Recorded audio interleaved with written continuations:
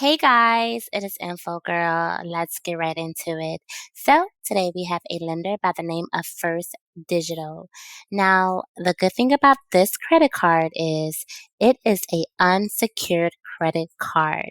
Now, it only takes 60 seconds to find out if you are approved or denied.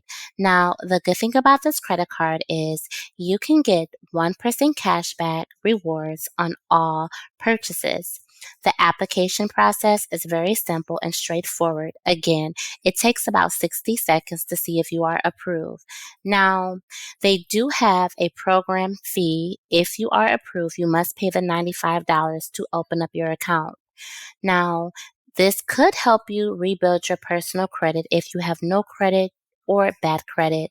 They do report to all three major credit bureaus, Equifax, Experian, and TransUnion. And they also offer free Vantage Score and credit education courses. So if you are looking to rebuild your personal credit, this could be the card for you. And you can also get an increase after 6 months of making your payments on time up to $3,000, okay?